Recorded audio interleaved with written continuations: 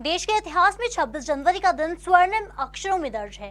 1950 में इस दिन भारत आधिकारिक तौर पर गणराज्य बना था। तभी से हर साल 26 जनवरी को गणतंत्र दिवस के रूप में मनाया जाता है। लेकिन जिस गणतंत्र दिवस को हम मना रहे हैं, इसके लिए लाखों देशभक्तों की कुर्बानियां शामिल हैं। 72वें गणतंत्र दिवस पर आज हम आपको मिलाने जा रहे हैं शुजालपुर के एक ऐसे परिवार से जिन्होंने मां भारती की रक्षा के लिए अपने बेटे को कुर्बान किया, लेकिन उन्हें बदले में मिला सिर्फ आश्वासन, जिसके चलते आज भी शहीद जवान के पिता सैलून दुकान पर चलाकर अपने परिवार का पालन पोषण कर रहे हैं। गणतंत्र दिवस के मौके पर हम शहीद राजेंद्र सिंह सेन की शहादत पर आज उनके परिवार को प्रणाम कर रहे हैं। यहाँ आकर हमने जो देखा, जो सुना, वह सबसे हटकर है। जहां राजेंद्र सिंह ने अपनी 13 साल की ड्यूटी के दौरान असम के डिब्रूगढ़ में 27 दिसंबर की देर रात शहीद हो गए। जब कालापीपल के रासेला गांव के निवासी पिता कैलाश नारायण को अपने पुत्र की शहादत की खबर मिली तो उनके पैरों के नीचे से जमीन गायब हो चुकी थी। शहीद राजेंद्र सिंह के परिवार में अब उनकी पत्नी और महज 10 साल की बेटी अनन्या अपनी जिंदगी काट रहे हैं। आज 72वां गणतंत्र पर निंदा करने का विषय नहीं है, लेकिन कड़वी सच्चाई भी तो यह है कि आखिर क्यों सरकार शहीदों के नाम पर सिर्फ बड़ी बड़ी बातें करती हैं। शहीद राजेंद्र सिंह के पिता नम आंखों से कहते हैं कि सेना ने तो उनकी बेटी की मौत पर अपना फर्ज निभाया, लेकिन राज्य सरकार अभी तक उनके लिए कुछ नहीं कर पाई, जिसकी लड़ाई वह आज भी कलेक्टर ऑफिस से लेकर पटवारी तक लड़ चुके हैं। लेकिन आज शहीद के पिता निराश होकर सैलून की दुकान पर लोगों की हजामत बनाकर अपना जीवन यापन कर रहे हैं। आपने निश्चित कई बार बाइटों में सुना होगा उन लोगों को जो कहीं ना कहीं राजनीति के माध्यम से श्रेष्ठ पदों पर पहुंचते हैं, लेकिन कुछ लोग ऐसे होते हैं जिनको का पुत्र या जिनकी संतान या जिनके कर्म उन्हें अपने आप सभी से ऊपर पहुंचाते हैं। हमारे साथ जो दिवंगत शहीद परिवार के मुखिया राजेंद्र सिंह के पिता से बात करेंगे। भाई साहब, कब जन्म हुआ था, कहाँ जन्म हुआ था और क्या मन में लक्ष्य लेके आपने अपने बड़े बेटे को सेना में भेजा था? उसका जन्म जो है 22 नवंबर 84 को जन्म हुआ था। शुजालपुर के अस्पताल में हुआ था, सरकारी अस्पताल में। इसके बाद उसकी पढ़ाई करने के बाद में उसका लक्ष्य, उसके पहले मेरा लक्ष्य था जाने का। घुड़सवार में मेरा हो गया था 88 में, मेरा जो है सिलेक्शन हो गया था। मेरे परिवार पिताजी ने मेरे को जाने नहीं दिया। इसके बाद मेरे को लगा कि मैं अपने बेटे को पहुँचाऊँ ताकि अपनी जो है स्थिति अच्छी से बन सके, देश की सेवा भी हो जाएगी और अपना परिवार के लिए कुछ आगे की जो लक्ष्य था जाने का वो भी पूरा हो जाएगा। क्या उनको उस टाइम सैलरी मिला करती थी और घर का लालन पालन कौन किया करता था? उसकी सैलरी से हमारा परिवार चलता था। उसकी स्टार्टिंग में जो है 12,000 से सैलरी स्टार्ट हुई थी उसकी। इसके बाद में वो पैसे पहुंचाता था, कुछ अपन दाढ़ी कटिंग बना के अपने परिवार को, दूसरे बच्चों को भी पढ़ा लेता था। क्या क्या घटनाएं उन्होंने बताई होंगी 13 साल की ड्यूटी के दौरान? कभी कहाँ एक डेंजर जोन में भी वो रहे हैं, तो किस तरह की कोई वारदात उनके साथ? हाँ, एक बार उसके साथ घटना हुई थी लेह में। पाकिस्तान ने कुछ बम बिछा रखे थे बर्फ के अंदर, तो उसने जो है 5 या 6 तो डिलीट कर दिए थे, और इसके आगे जो बढ़ा तो उसके साथ जो घटना हुई थी बम विस्फोट से, तो 20 फीट करीब ऊपर गया था वो। उसने आने के बाद ये चीज़ हमें बताई थी। जब आपको सूचना मिली कि आपका बेटा शहीद हुआ है, तो क्या मन में विचार आया था? क्योंकि तरह तरह के विचार एक पिता के मन में आते हैं। शहीद होने के बाद में स्थिति बिल्कुल, मानसिक स्थिति ठीक नहीं रही बहुत। उसके बारे में तो मैं कुछ नहीं कह सकता। कौन कौन वो अपने परिवार के लोग आपके बीच में छोड़ दिए? उसके बाद 2 बच्चे हैं मेरे। बड़ा बेटा है, उससे छोटा वाला है, उससे छोटी लड़की है, उससे छोटा लड़का है। उससे एक और 2 बच्चे हैं, एक बच्ची है फिलहाल। किसी भी शहीद की शहादत के बाद एक राजनीतिकरण भी होता है, उनके अंतिम संस्कार में हजारों लोग उमड़ते भी, लेकिन उसके बाद में परिवार तनहा रह जाता है। क्या स्थिति आपके साथ निर्मित हुई? शहीद हुए थे उस समय तो लाखों की उसकी तुलना तो पड़ोस वाले बताते हैं कि कुछ ऐसी घटना पहली बार हुई थी सुजालपुर के अंदर, जिसमें इतनी अथाह संख्या थी, लाखों से ऊपर संख्या लगभग थी। अब सरकार ने क्या मदद दी थी उसके बाद? राज्य सरकार ने कुछ नहीं दिया, फौज की तरफ से जो भी उनको करना था सब दिया।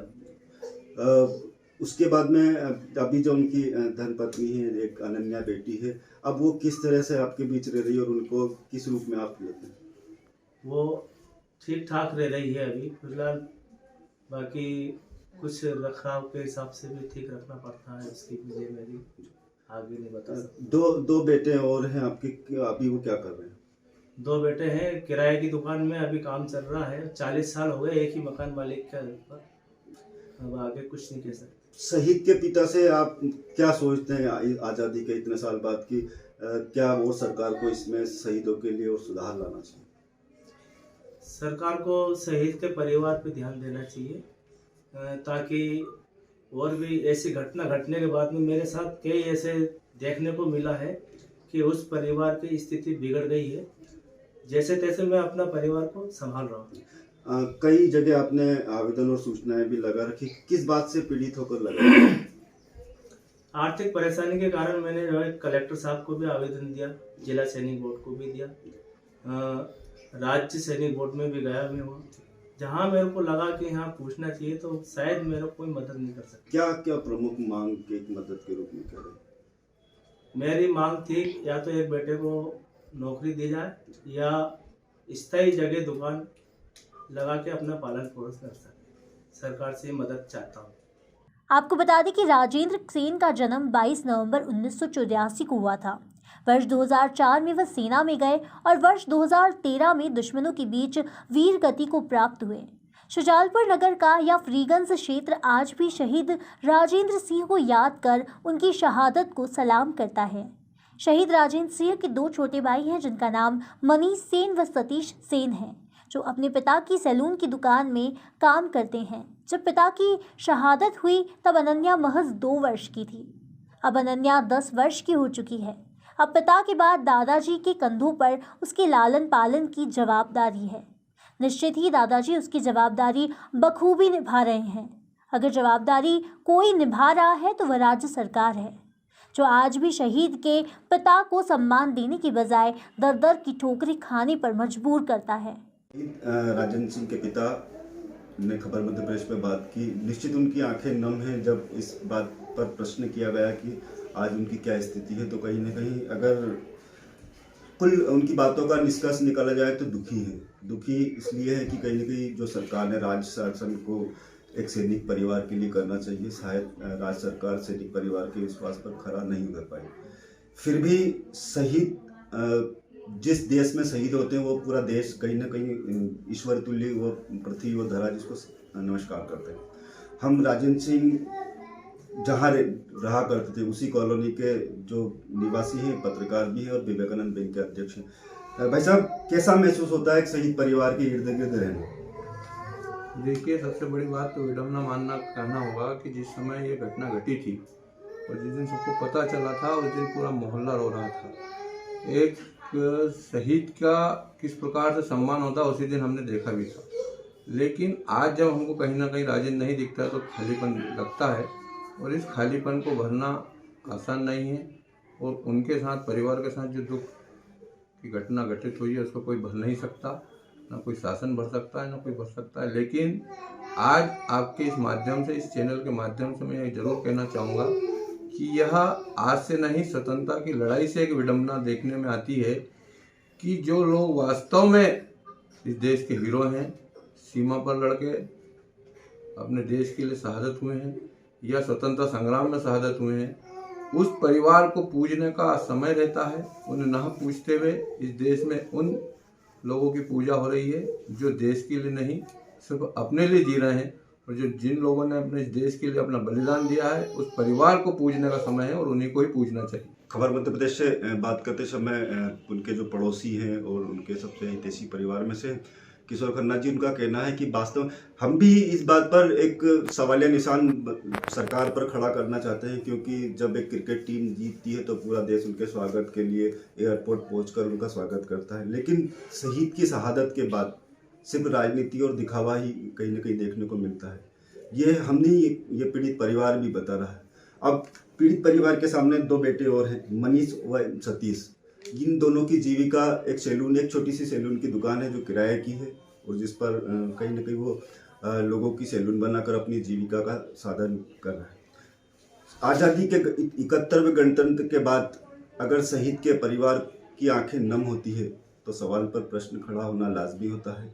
विपक्ष कई बार कई मुद्दों पर राजनीति करता है, जैसे हाल ही में कांग्रेस किसानों पर कर रही है, लेकिन क्या कभी कोई कांग्रेसी परिवार, क्या कोई भाजपा का परिवार शहीद के घर आकर उसकी तकलीफों को जानने का प्रयास करता है?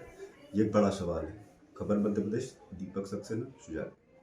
गौरतलब है कि मां भारती की रक्षा में अपनी प्राण न्यौछावर करने वाले शहीद और उनके परिजनों को लेकर बड़ी बड़ी बातें जरूर की जाती है, लेकिन जैसे जैसे वक्त गुजरता जाता है शहीदों की शहादत को भुला दिया जाता है। यही वजह है कि शहीद राजेंद्र सेन के परिवार ने सरकारी मदद के बजाय अपनी सैलून दुकान का काम चलाना ज्यादा मुनासिब समझा।